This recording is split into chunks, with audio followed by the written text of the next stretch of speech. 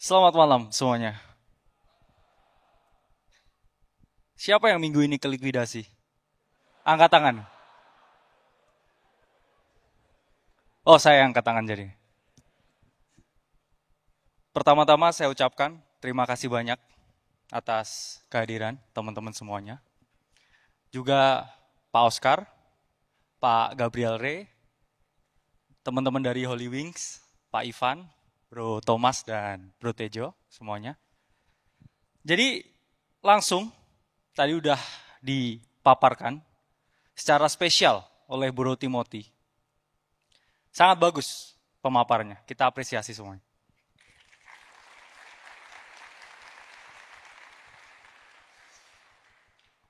Juga saya ucapkan ya, terima kasih buat istri saya yang datang malam hari ini.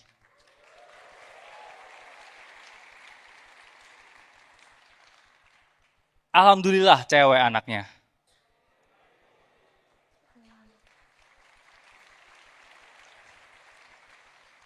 Jadi waktu dikasih tahu, Popi cewek anaknya. Saya langsung bersyukur, untung. Kalau cowok beli manta biasanya.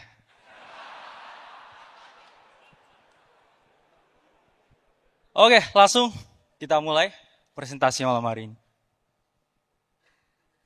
Klasik, tapi nothing I say is financial advice. Di setiap apapun analisa, dari data fakta angka yang terbarukan, tidak ada yang namanya absolute certainty di market. Hal yang paling pasti di sini adalah ketidakpastian. Jadi teman-teman harus paham dan melindungi diri kalian masing-masing. Oke, next. Tadi Bro Timothy udah bahas banyak sekali. Apa yang kira-kira akan terjadi di tahun 2030. Kesannya lama tapi 5 tahun itu sebentar. Seakan-akan 2020 itu baru kemarin. Sekarang kita udah 2025. 5 tahun itu adalah waktu yang tidak panjang. Maka dari itu ya sebaik mungkin kita persiapkan masa depan yang jauh lebih bagus dari sekarang. Next. Bro Timothy udah menjelaskan tentang AI. Tapi kalau kita lihat lagi datanya lebih dalam, AI akan jauh di luar kontrol manusia. Bahkan perkembangannya ini lebih ngeri dari yang kita bayangkan. Next. Orang banyak yang bilang, ya kita berdua ini sales crypto, sales Bitcoin. Tapi nggak ada yang pernah maki sales AI ya. Karena progression dari AI itu jauh lebih cepat daripada kripto bahkan. Jensen Huang udah menjelaskan bahwa at some point kita akan mencapai ya, generative intelligence dan juga physical AI. Yang kita lihat sekarang memang AI in our hands, tapi bayangkan gimana kalau AI in our life. Semua kehidupan kita akan terintegrasi dengan AI. Mungkin nggak 100%, mungkin bisa sampai ya hanya 80-90%. Tapi itu akan menggantikan banyak sekali fungsi manusia. Next.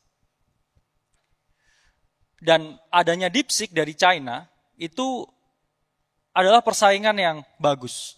Lama-kelamaan persaingan AI ini akan menjadi persaingan yang sempurna, kita bilang. Sama seperti dulu ya, kita di era 2000 awal. Perang telepon seluler ya, yang kuning, yang hijau, yang merah.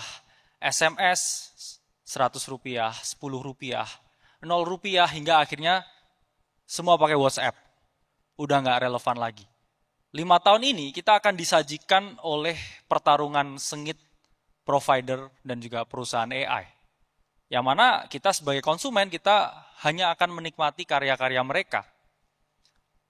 Tapi masih sangat jauh ya untuk mencapai yang namanya AGI atau Generative Intelligence. Next. Bro Timothy tadi udah jelasin bahwa banyak sekali yang akan tergantikan oleh AI, tenaga kerja. Bahkan sekarang era AI-nya ya ini masih di dalam realm yang belum AGI. Tapi semua udah banyak yang kegantikan. Gimana nanti ketika robot itu sudah lebih cepat kinerjanya, berevolusi cara pikirnya, lebih tinggi dari manusia. Ya mungkin akan tergantikan semua ya. Kita berharap tidak seperti di film Terminator. Masih ada harusnya ya sisa-sisa harapan ya untuk manusia. Dan ya itu makanya kita harus jaga. Dan semenjak saya mengenal dunia kripto yang sangat ya cukup lama ini, saya tidak pernah melihat sesuatu senyata yang saya lihat di sini. Mungkin saya bisa beruntung di kripto, mungkin beberapa teman-teman di sini masih belajar dan belum beruntung di kripto, tapi pasti akan ada saatnya. Itulah mengapa saya ketika melihat teman-teman di sini, ini adalah koneksi yang nyata antara kita semua. Jadi kita bisa mengapresiasi kedatangan teman-teman di sini. Boleh tepuk tangan ya semuanya. Jadi ini adalah hal yang paling nyata yang pernah saya rasakan di hidup saya, ya, komunitas ini. Kita bisa saling berkumpul di keadaan apapun. Sebagai teman, sebagai kerabat, sebagai keluarga, dan ini tidak akan berhenti di sini. Kita sebagai komunitas juga akan terus berevolusi, kita temukan hal yang paling baik, paling efisien untuk semuanya, dan mengapresiasi segala pertemuan seperti ini. Next. Pada akhirnya, negara yang menang adalah negara yang memiliki adopsi AI yang paling tinggi. Bisa dilihat di sini low income country, ya, preparedness index for AI-nya itu yang paling rendah. Dan negara-negara seperti US itu adalah negara dengan dataset di AI yang paling tinggi. Memang Cina bisa build dengan lebih efisien. Tapi secara data consumption, nomor satu itu tetap di US. Ya, ini makanya Sam Altman, ya, ini keluarin lagi kungfunya setelah beliau ini secara publik mengakui memang DeepSeek R1 saat ini itu jauh lebih advance daripada GPT yang ada. Seperti yang saya jelaskan sebelumnya, 5 tahun ini akan ada perang AI, ya, generatif AI akan saling memberikan terobosan. Dan ya kita ada bagian itu di sini. Sampai akhirnya nanti setelah 2030, AI juga sudah menjadi bagian dari hidup kita. Next. Udah ada yang baca ini? Bisa dibaca ya judulnya ya. Ya, it's coming for you, boys, ya. It's coming for you, ya. Jadi mungkin nanti AI agent lebih menarik daripada Timothy Ronald ya. Sales Bitcoin-nya AI agent gimana? Next.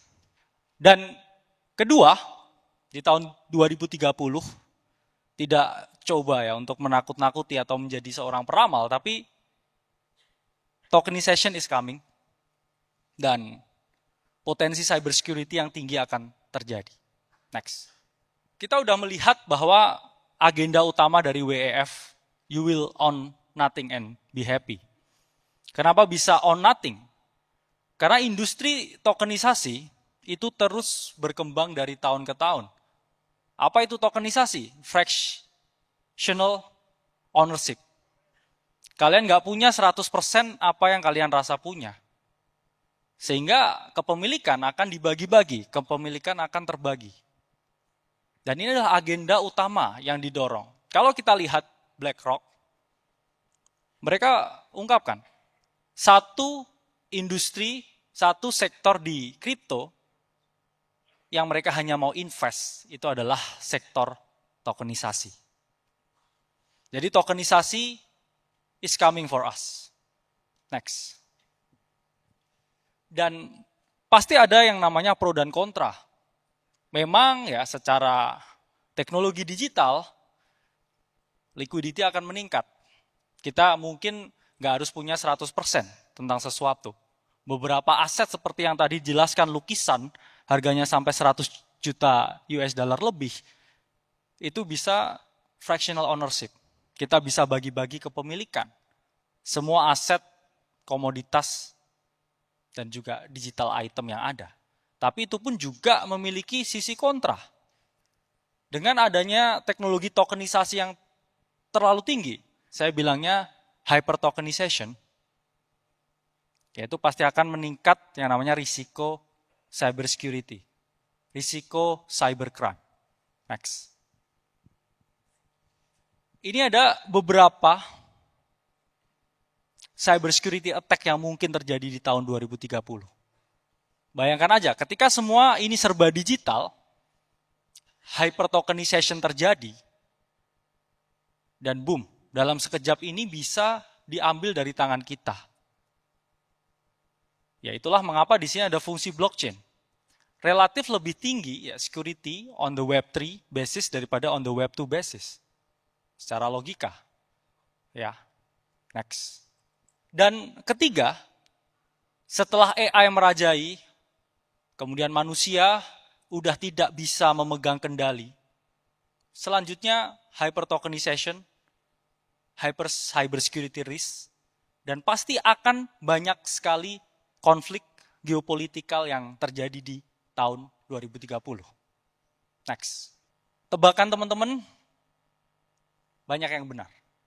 Kemungkinan besar tahun 2030, China will overtake US. Mengapa demikian? Hal utama yang menjadi alasan tersebut adalah populasi China itu sangat besar dibandingkan dengan US. US pertumbuhan sekitar 2-3% ekonomi setiap tahun.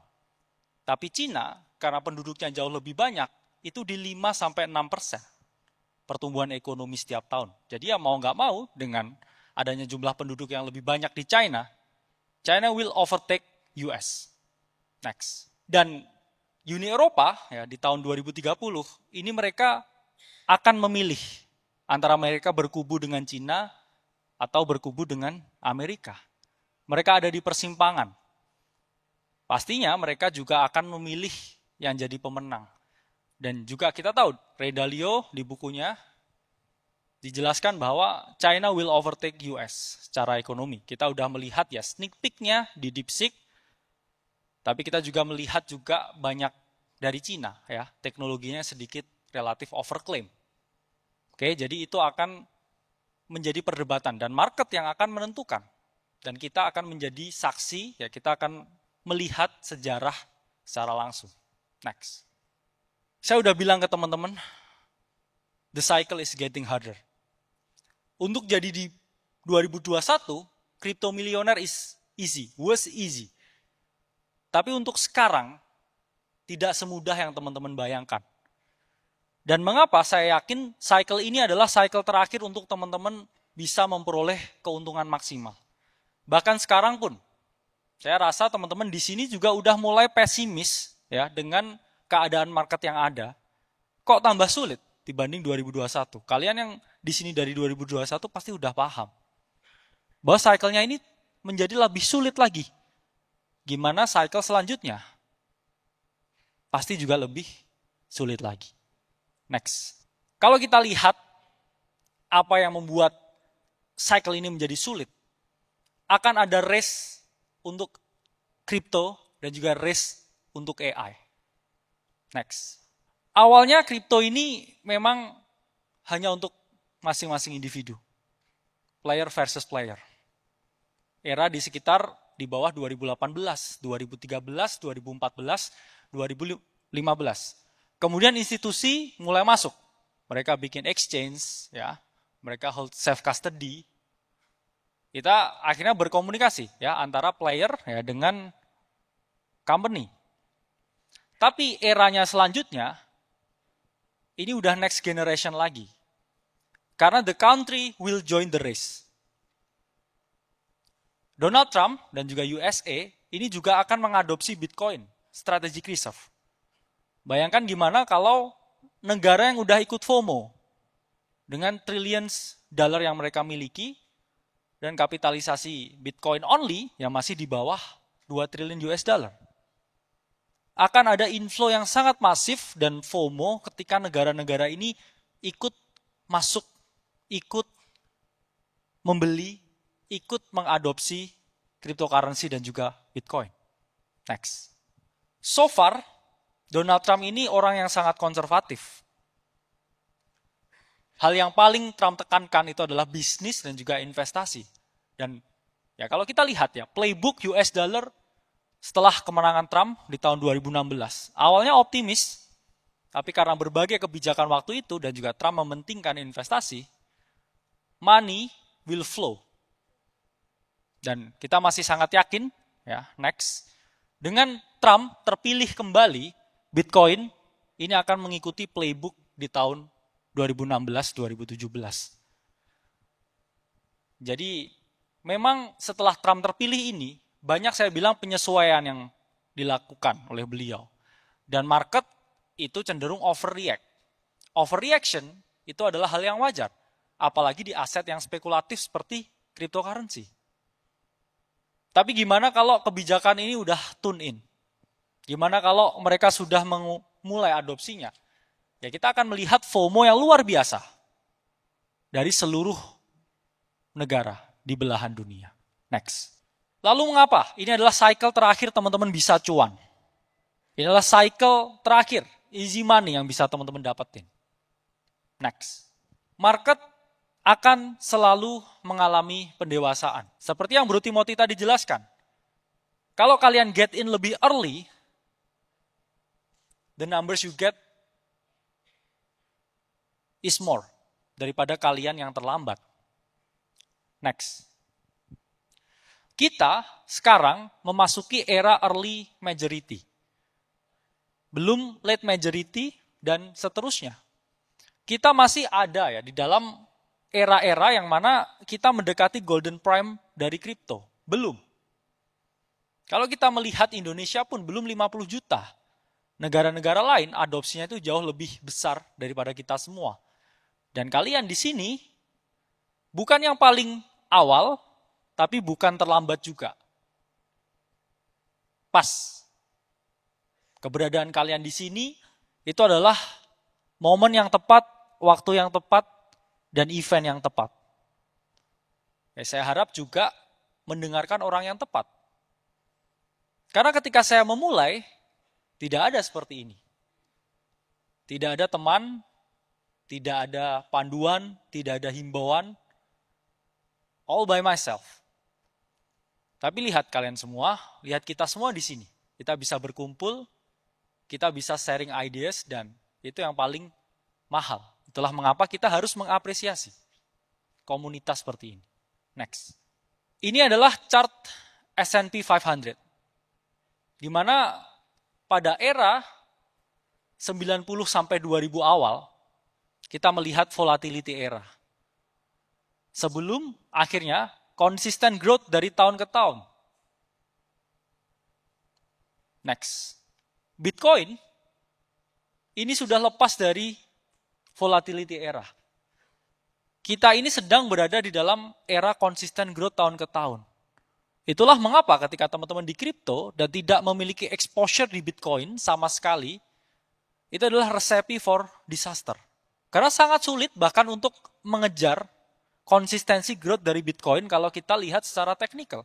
Dia udah lepas dari volatility era. Saat ini kita memasuki era consistent growth. Dari ke tahun, ini terus mengalami pertumbuhan. Tapi ingat, market akan lebih dewasa lagi. Tahun ke tahun, ya, ini gains-nya, potensinya itu akan jauh lebih sedikit dibandingkan sebelumnya. Sesuai dengan market cap-nya yang terus bertambah.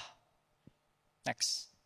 Jadi selalu ada the bonding curve, dan saya percaya sekarang untuk Bitcoin, dengan adopsi negara yang terus bertambah, dengan regulasi yang terus mendukung, ya kita akan mengalami fase ya, sebelum institution adoption dan country adoption, dan kita akan going parabolic. Kapan? Ya tadi Bro Timothy udah kasih nih, 2034 sebelumnya, sebelum 2034, Bitcoin akan ke 20 miliar dalam rupiah. Next. Saya percaya kalau teman-teman position yourself now, itu akan mendapatkan pie yang lebih besar daripada setelah tahun 2030. Karena ketika terjadi penyesuaian yang besar di dalam dunia, ketika terjadi kekacauan, orang itu baru mulai sadar. Dan ketika orang itu sudah mulai sadar, tidak banyak pilihan yang bisa mereka pilih. Dan teman-teman ini memposisikan sebelum sesuatu itu terjadi. Dan itu biasanya jauh lebih menguntungkan daripada mengantisipasi setelah sesuatu itu terjadi. Next. Itulah mengapa ketika market maturing, drawdown dari Bitcoin tahun ke tahun itu jauh lebih kecil. Awalnya ketika Bitcoin crash, drop sampai 90%. Kalian invest 1 miliar, hanya tinggal 100 jutaan. Kemudian 80%, 70%. Next ini mungkin ya 50-60%, hingga lama-lama hanya 20-10% dan mungkin nggak ada yang namanya bear market.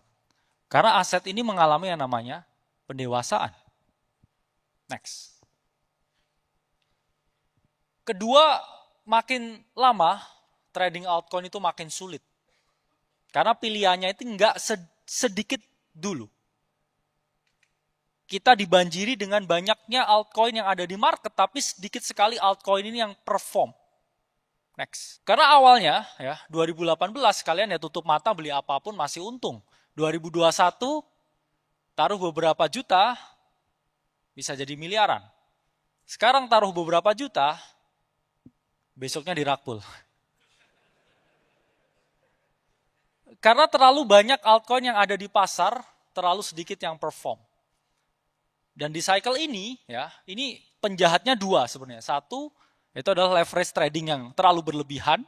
Dua, itu adalah DEX trading. Di mana kita ya kasih duit kita ke developer, ya, yang akhirnya proyeknya juga nggak deliver dan semua turun. Next. Pilihan dulu itu beda dengan sekarang. Ya, sekarang semuanya ini bisa bikin koin. Semuanya, tapi yang mau beli koin itu juga tambah sedikit jumlahnya. Dana yang dikucurkan venture capital 2021 dengan 2025 ini juga berbeda. 2025 juga lebih sedikit tapi pilihannya lebih banyak. Itulah mengapa ya mereka harus tebar-tebar ke banyak sekali pilihan dan chances kalian untuk pilih salah satu yang jadi emas itu jauh lebih kecil. Dulu jauh lebih mudah. Next. Ketiga, bot dan juga algo itu akan membuat market lebih sulit. Jauh lebih sulit. Next. Kalau kita melihat ya industri algo trading, bot trading di kripto itu terus mengalami kenaikan dari tahun ke tahun. Hingga akhirnya nanti retail merasa terlalu sulit untuk trading kripto, almost impossible untuk day trading kripto. Semua akan diserahkan ke bot, algo trading, yang mana makin lama juga modelnya juga berkembang terus. Next. Lalu gimana caranya kita mengarungi cycle yang sangat berat? Ini aja berat ya, 2021 was easier than now. Tapi nanti cycle selanjutnya itu jauh lebih sulit lagi daripada sekarang yang kita bilang udah sulit.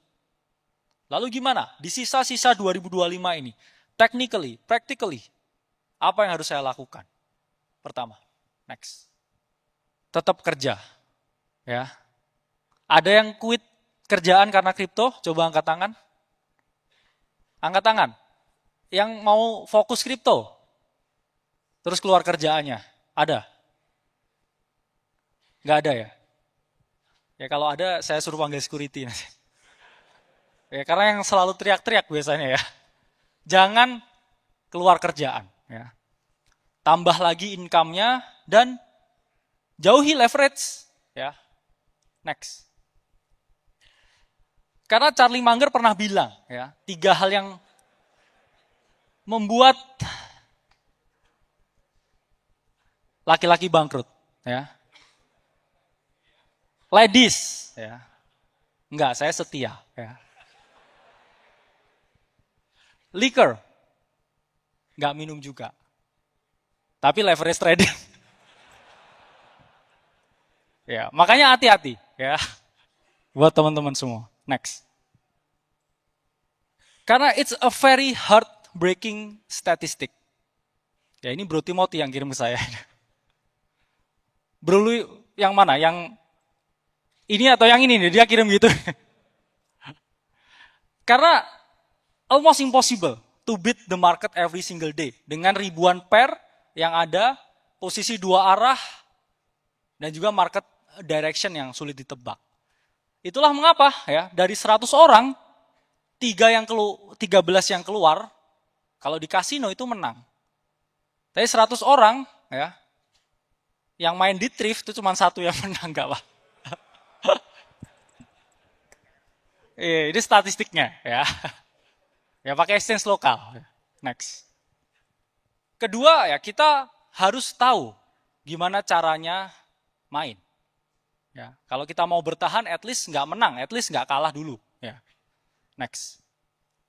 Banyak retail yang terjebak di dalam paradox of choices. Bro Timothy wise ya.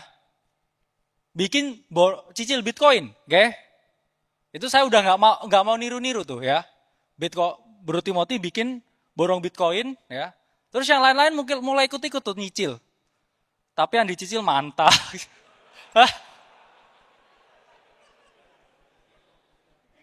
Apu.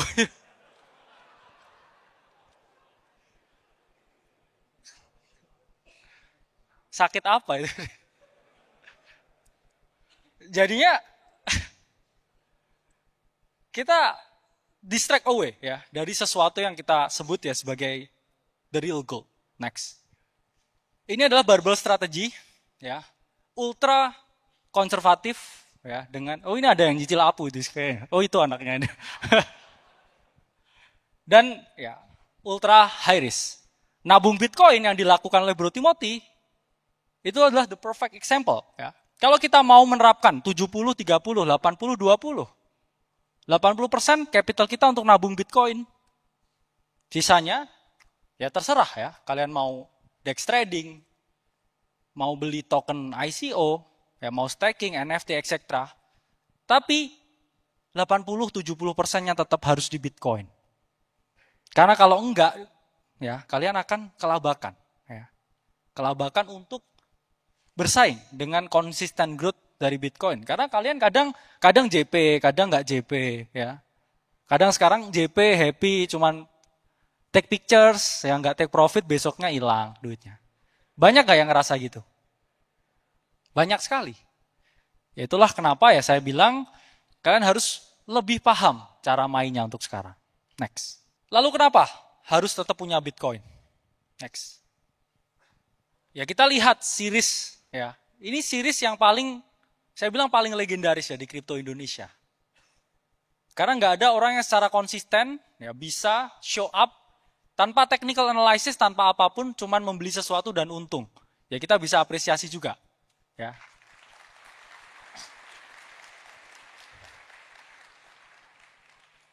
Karena ya saya melihat yang dilakukan Bro Timothy, yaitu mungkin ya yang terbaik untuk saat ini ya, money manager dengan alokasinya. Makanya kalah saya portofolionya tahun ini. Karena Ethereum nggak naik-naik soalnya.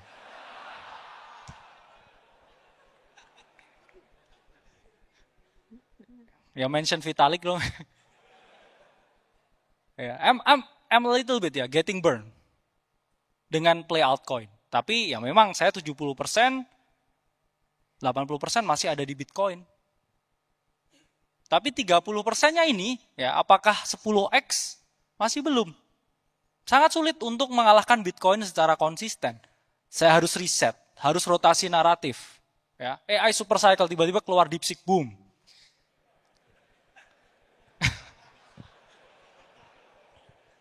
Tapi itu juga part of the process. Tapi saya nggak ngerasa kebakar, ya. Ya cuma nyesek sih dikit, tapi kayak part of the game. Ya, next. Kalau teman-teman beli Bitcoin di top 2021, beli terus setiap minggu, setiap hari, setiap bulan. Kalian masih gain 103%. Ini di pucuk 2021. Padahal kalau kalian tarik dari pucuk ke bawah turunnya 74%. Tapi kok bisa? Tetap untung 100%. Kalau kalian belinya secara berkala, kalian akan tetap untung. Itulah mengapa time in the market selalu better than timing the market. Always has been. Nggak ada secret sukses, adanya cuma konsistensi. Ya bahkan di beberapa platform ya seperti Indodax, Thrift juga bisa ya Pak, fitur DCA juga ada. Gampang ya, gajian nabung, alokasiin, terus ya udah ya. Secara otomatis akan di-assign untuk beli ya. Next. 3, upgrade kemampuan kalian. Next. Yang mana sebelumnya cuma di narrative research, technical research, fundamental research, kalian juga harus paham yang namanya sentimen, paham juga untuk melihat on-chain data. Karena it's necessary now. Ya. Caranya beda, jauh lebih sulit. Coba dilihat sentimennya ya, beberapa platform untuk melihat engagement dan sentimen, ini juga sangat perlu, sangat membantu. Next. Maksimalkan sektor AI. Saya masih percaya dengan AI super cycle, tapi memang segalanya yang nggak memiliki fundamental bagus sekarang akan terdiskon. Dan sesuatu yang memiliki fundamental itu akan tetap bisa bertahan. Dengan adanya DeepSeek, berbagai project-project AI, yang mana itu less fundamental base, itu akan tergantikan dengan mereka ya project AI yang memiliki fundamental yang jauh lebih oke. Jadi ini adalah seleksi alam, saya bilangnya. Oke, next. Kalender ini masih aktif ya. Kalau teman-teman lihat di 2024, itu hampir semuanya tepat sesuai dengan waktunya. Tapi sekarang ya, memasuki bulan kedua ya, tapi anyway Bitcoin ngepam ya sekarang ke 99.800 ya, bisa dicek ya. Karena kalau yang bilang ya setiap ada webinar Aceh turun ya, naik, pas naik ya. Jadi all the time ya, kita akan bisa melihat keakuratan ini di tahun depan. Next. 5 ya. Saya malas mau saya hapus tadi. Kok belum kehapus Jos yang tadi? Saya suruh hapus yang ini tadi. Next. Ya harusnya ya. Harusnya.